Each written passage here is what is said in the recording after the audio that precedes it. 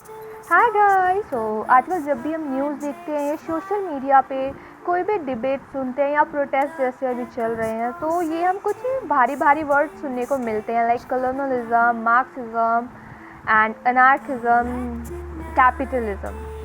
ठीक है, तो सुनने में ये बहुत ज़्यादा कॉम्प्लिकेटेड लगते हैं, बट इट्स वेरी इजी। मैं आपको बिल्कुल इसको एग्जाम्पल के साथ समझाने वाली हूँ। Okay, so let's get started. तो सबसे पहले हम पढ़ने जाते हैं, ये आइडियोलॉजी जो है पूरी दुनिया को चला रही है, समझो तो। इनमें जो पहली है वो है कैपिटलिज्म, हिंदी में इसको बोलते हैं पूंजीवाद। तो कैपिटलिज्म का जो सिंपल मतलब है, जिसकी लाठी, एज एग्जांपल, जिसकी लाठी उसकी भैंस। पर आसान शब्दों में, जिसके पास पैसा है वह बिजनेस सेटअप करेगा। गवर्नमेंट का जो इंटरफेरेंस है वो बहुत ज़्यादा मिनिमम होगा। आप जितनी मेहनत करोगे, जितना बड़ा बिजनेस बनाओगे, उतना पैसा आपका। समझे? लाइक जिसकी भैंस है, सॉरी, जिसकी लाठी है उसकी भैंस है। फॉर एग्जाम्पल, एक फैक्ट्री ओनर है, ओके, उसने अपनी मेहनत और पैसे से फैक्ट्री खोली। अब जो भी प्रॉफिट होगा वो उसका होगा, right? So it is a capitalism. You understand? चलो, अब तो हम नेक्स्ट आइडियोलॉजी पे चलते हैं, वो है मार्क्सिज्म। ओके, सो ये जो है ना, ये बिल्कुल अगेंस्ट है कैपिटलिज्म से। तो जिसे कार्ल मार्क्स ने 19th सेंचुरी में इंट्रोड्यूस किया था। तो मार्क्सिज्म कहता है कि जो कैपिटलिज्म में जो अमीर फैक्ट्री ओनर है, लाइक जिसने फैक्ट्री सेटअप किया, या जो ओनर है वो अमीर से अमीर होता जा रहा है, और जो पुअर लेबर है, जो वहाँ पे वर्कर है, जो उस कैपिटल में, वो सिर्फ उनका कोई नहीं बढ़ रहा, वो पुअर का पुअर ही है, और उसका एक्सप्लोटेशन होता है, उसको काफ़ी ज़्यादा लेबर्स को पीड़ित किया जाता है एज अ ऑनर के तहत। तो जो ये मार्क्सिज्म का सिंपल लॉजिक है कि जो सारे रिसोर्स हैं, जैसे ज़मीन, फैक्ट्रीज और कंपनी, किसी एक इंसान की नहीं होगी, बल्कि पूरी सोसाइटी की होनी चाहिए, सबकी होनी चाहिए, ना कि एक ऑनर की। एक ऐसी क्लासलेस सोसाइटी जहाँ ना कि बहुत अमीर हो और ना कोई बहुत गरीब। तो it is a Marxism. Capitalism और Marxism both have a difference. Okay, capitalism में क्या है, एक ऑनर है, उसकी फैक्ट्री है, जो कमाएगा वो उसका होगा। लेकिन मार्क्सिज्म में होता है कि नहीं, सबको बराबर, जो ज़मीन है, रिसोर्सेज है, फैक्ट्री है, वो किसी एक इंसान की नहीं हो सकती, वो पूरी की पूरी सोसाइटी की होगी। ठीक है, तो अब नेक्स्ट हम जाते हैं, हम पढ़ने जा रहे हैं कॉलोनलिज्म। सो अब आते हैं एक ऐसे वर्ड पर जिसे हम इंडिया में बहुत अच्छे से वाकिफ़ हैं। अगर किसी ने 6th-7th में SST पढ़ी होगी उसको भी पता होगा। ओके, सो कॉलोनलिज्म यानी उपनिवेशवाद। सो कॉलोनलिज्म का मतलब होता है जब एक पावरफुल कंट्री जो है, एक पावरफुल कंट्री किसी दूसरी कमज़ोर कंट्री पर ज़बरदस्ती कब्जा कर लेती है। क्यों करती है?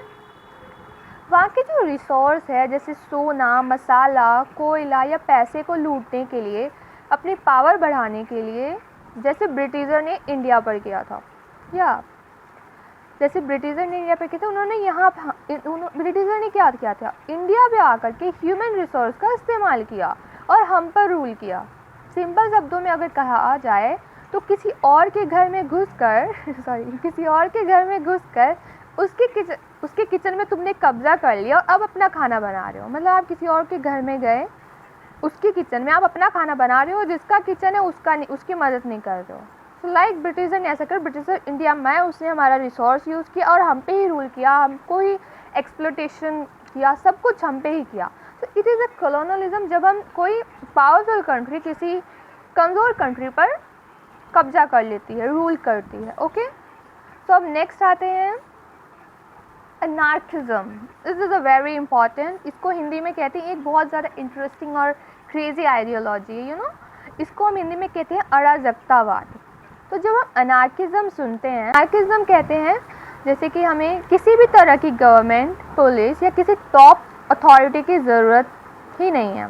नो, अनार्किज्म कह रहे हैं कि मुझे ना तो कोई पुलिस की ज़रूरत है, ना तो कोई गवर्नमेंट की, और ना कोई टॉप अथॉरिटी की ज़रूरत है। इनका मानना है कि इंसान बाय नेचर अच्छा होता है, और अगर कोई गवर्नमेंट नहीं होगी तो लोग आपस में मिलकर रहेंगे, बिना किसी दबाव के बहुत शांति से रह सकते हैं। ये लोग हर तरह की हायरार्की और स्टेट कंट्रोल के खिलाफ होते हैं। ये सुनने में बहुत फिल्मी लगता है ना, कि कोई भी गवर्नमेंट का रूल ना हो, लोग अपनी मन मर्जी से सारा काम करें। तो ये अनार्किज्म यही चाहता है कि ना तो कोई गवर्नमेंट हो, ना कोई पुलिस हो, ना और ना कोई टॉप अथॉरिटी हो, ना कोई टॉप अथॉरिटी, किसी की भी ज़रूरत नहीं है हमें।